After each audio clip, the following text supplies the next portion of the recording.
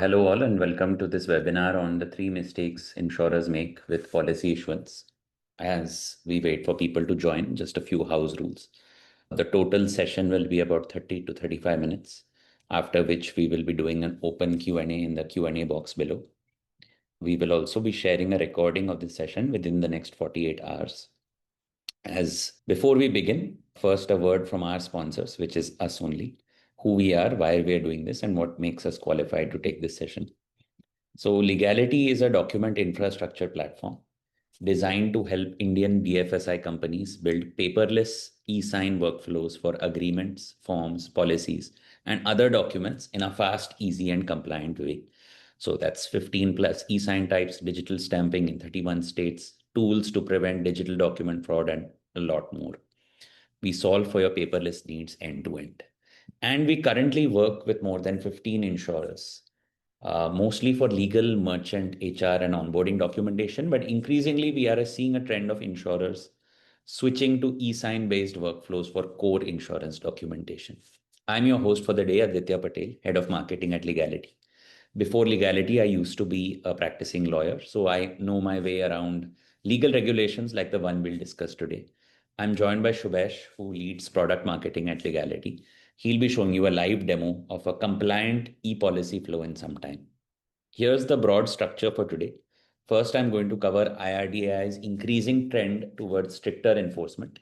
Then I'm going to cover IRDAI's exact rules for ePolicy issuance and how exactly insurers are violating these. Third, I'm going to lay down a method to build a compliant ePolicy issuance flow. And then we will, of course, show you a live demo of this flow. And then finally, of course, we'll move on to the open Q&A. If you have any questions before that, please drop them in the Q&A box. So first, and the number one question we get, why should I care? Because in this webinar, we're covering an IRDAI requirement and how to comply with it. And one of the main responses we get from insurers is that they don't really take it seriously. They don't take this IRDAI mandate seriously because of perceived lack of strict enforcement. That trend is changing, right? As you can see from the chart here, IRDAI fines are becoming more hefty, right? In 2022, 2023, for some reason, the IRDAI really cut back, right? Issuing mostly warnings. There were zero fines levied. All right. But in 2024 and 2025, IRDAI has become active again, right? Imposing about 20 penalties across 2 years. And now purely on quantum of number of penalties, this seems like just a return to the normal of pre-2022 days. But if you actually dive in and look at the sheer number of fines, the amount of fines, the total value of fines, the penalties are actually way higher, right? For example, 2021 saw the most amount of penalties, 18. But 2025 with 1/3 the amount of penalties, 6 penalties, so actually more than double the fine amount, right? So insurers need to be prepared to see an IRDAI that is stricter and more committed to enforcing its own guidelines. It's in this backdrop that we are conducting this webinar, right? And I think one specific fine from 2025 specifically highlights this better, right? That's where IRDAI penalized an insurer for not having a signature on documents that were filed along with the claim in 2025. I picked this specific fine because it highlights two trends, right? One, IRDAI generally being stricter with higher fines, and two, IRDAI paying specific attention to documentation compliance. So something like a few signatures missing, which insurers currently ignore, can now come back to bite you, right? So in today's webinar, we will be covering one specific document, the law around it, and what you should do to comply. ePolicies. The state of the industry when it comes to ePolicy issuance is not great, right? We did a survey of the top 20 insurance companies in India. Approximately 1/3 of these were non-compliant completely with the IRDAI ePolicy issuance rules. Approximately 1/5 were compliant, nominally compliant on the face of it, but if you look at the processes on the ground, they were open to fraud. And that's a disproportionate amount of insurers who are inevitably going to come up against the twin trends we mentioned above, IRDAI being stricter and IRDAI focusing on document compliance, right? Beyond these two, we also saw an operational mistake among many who chose to comply. They were paying far too high a cost for policy signing, right? So these are the three core mistakes that we'll be covering in the webinar today. when it comes to e-policy issuance, right? Two of them are compliance related. One is operational. So let's tackle these one by one, right? One, right? The first bucket of insurers who are completely violating IRDAI e-policy rules. First, let's understand what exactly these rules say, right? Because IRDAI rules are crystal clear. E-insurance policies or e-policies, policies in electronic form, must be digitally signed, right? And the IRDAI has specifically used the words digital sign, digitally signed across all where it's mentioned e-policy, right? Rather than a word like, say, authenticated, accepted, or acknowledged. The use of this specific terminology, digitally signed, is super critical, right? Because as per the IT Act, Section 5 of the IT Act more specifically, whenever a rule or regulation specifically uses the word sign or even digitally sign for a document, then if you want to do that electronically, that document requires the use of specific electronic and digital signatures defined in the IT Act itself. You can't use other forms of electronic authentication, say a click wrap. You must use IT Act specified digital signatures, right? So practically, what does that mean? In India, that means 4 types of eSign fall under this.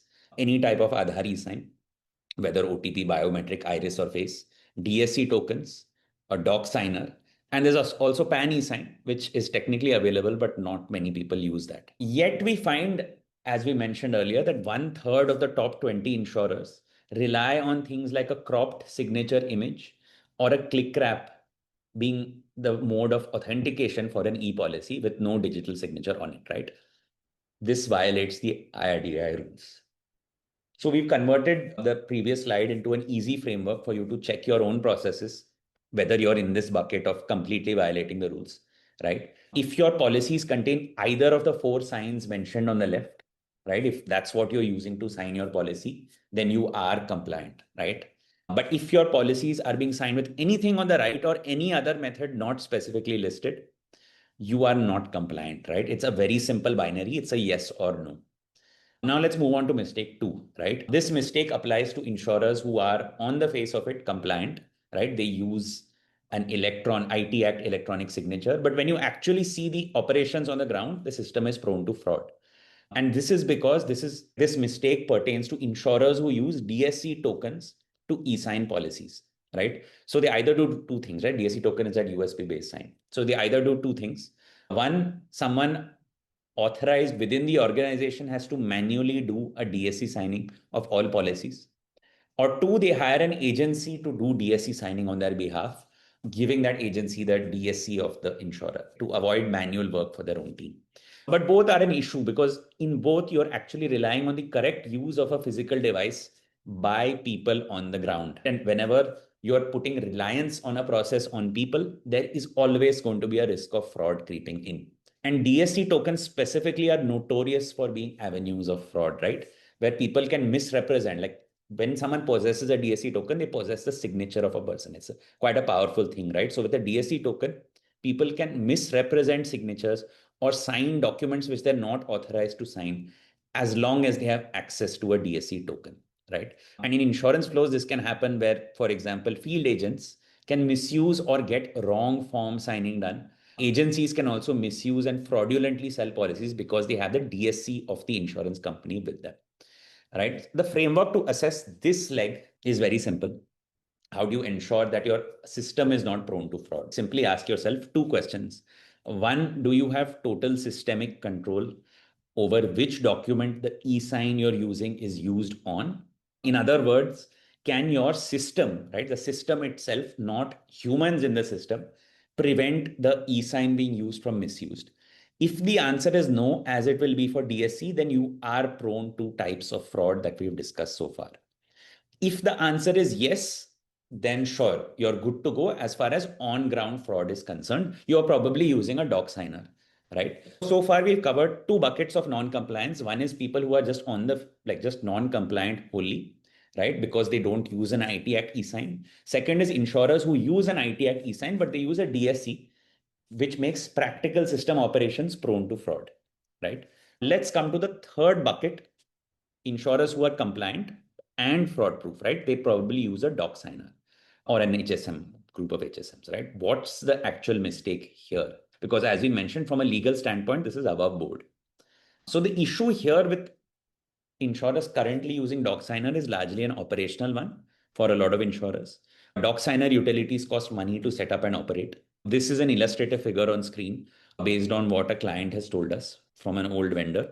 What they end up paying is about 1 to 2 lakhs per year as a license, and about 4 to 5 rupees per policy on which the DocSigner is affixed. So for say volumes of 10 to 15 lakh policies per year, this amounts to an annual cost of 50 to 80 lakhs.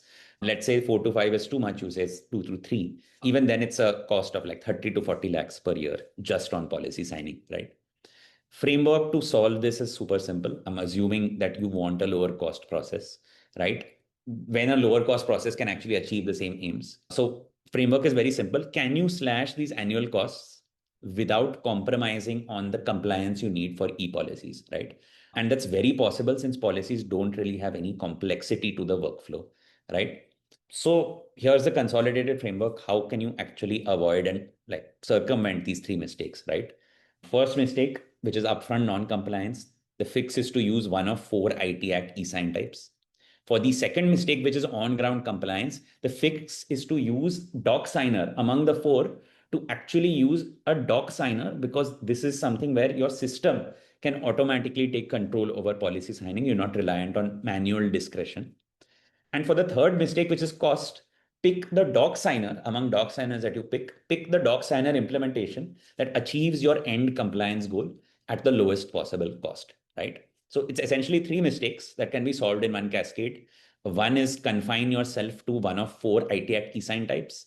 Among these types, choose a DocSigner so that your on-ground operations are not prone to fraud. And among DocSigner, choose a low-cost one that achieves the compliance goal to ensure that your costs are under control for this very simple but high volume workflow. And the last point gives us a good segue into a new product we've launched at Leegality just a month back called SignStation. SignStation is a DocSigner only utility deployed on your servers, not on the cloud, designed for documents which meet 3 criteria, right? 1, the flow requires only a single signer and no other frill. 2, the single signer is not a customer, but actually someone from your organization. And 3, this document, which has a single signer from your organization, is signed at very high volumes, right? Insurance policies sit squarely within all 3 criteria. So you can integrate SignStation into your PS and have it automatically sign policies wherever they are sent. It also solves for all 3 mistakes we mentioned here, right? It's a DocSigner utility with an IT Act DocSigner supported. There is no manual override from your teams. The system runs automatically. It gets affixed based on the conditionality that you program into it. And 3, it has no transactional charges, right? Helping you keep your costs under control for policy signing. We'll just move into a demo of SignStation. Before that, you can actually purchase SignStation at extremely low cost, provided your document volumes are higher than 10 lakhs a year. In fact, if you show us your current bill for DocSigner of policy signing, we'll give you a guaranteed discount on it, subject to minimum volumes of 10 lakhs per year. With that, I'll hand it over to Shubhesh. He'll show you a demo of how SignStation actually works integrated in your PA's flow, how you can actually get policies automatically signed with little to no minimal manual effort on the ground. Over to you, Shubhesh. Thanks a lot, Aditya. So I'll just share my screen. And what I'm going to show you today is quite simple. I'm going to show you when a customer comes to your app or your website, how this insurance buying journey is going to look for them and how they're going to interact with your ePolicies with SignStation. So here I've made a mock app. This is just like a mock app we've designed to show you how APIs work. And this is a car insurance mock app. You can use this for any kind of insurance that you might be running, let's say health or any other kind. So I'll have to enter a card number. Let's say this is my card number to get insurance. This is the policy I pick. Then I'll enter my detail, which will get passed to the PAS. You'll have to collect other details as well, like my address, my KYC proof. And then once this is done, you'll have to give consent because now DPDP Act is also active in India. So I'll give consent to process all of this data. Once this is done, I'll do my KYC. I'll go to see proposal. I'll e-sign the proposal. Once I've e-signed the proposal, I'll click on get CIS and generate policy. CIS, I'll have to sign and policy, which is the crux of this webinar. As you can see, it says generating your policy document. What's happening right now is the details I had submitted previously, they've gone to the PAS. PA is gonna send a call to SignStation. SignStation uses the document sent by PAS, signs it using DocSigner, and it has sent it back. And as you can see, as soon as I've received the signed document back, it says signed policy ready. You can configure it however you want in your own workflows, in your own app and website. This is how we've done it just for the sake of this mock demo. So customer will click on this button and they'll have the fully signed policy available to them within your website or app. And as you can see, this policy, it's been e-signed using a DocSigner. So how do you set this up now? For this, you'll have to go to SignStation dashboard. First step here would be to set up your DocSigner certificate. Simply click on certificates here and you can upload as many DocSigners as you want. As you can see, I've already uploaded like 20 DocSigners onto this particular dashboard that we have. And out of these, one has already expired, which is like 19 here. Now, once this is done, you can give access to any number of teams. Why you need multiple DocSigner is, let's say you have three different types of insurance you're giving. You would want each insurance to be signed by a particular kind of DocSigner. So you can set it up that way also. So let's say as soon as somebody sends you a policy or a PA sends you a policy, you click on that new document, then you upload the policy or pass that policy in an API integration. I will just upload a policy here. Just give me a second. Yeah. So as you can see, this is the policy document I've uploaded. This is the same document that we just signed. I'm gonna drop coordinates. I'm gonna drop,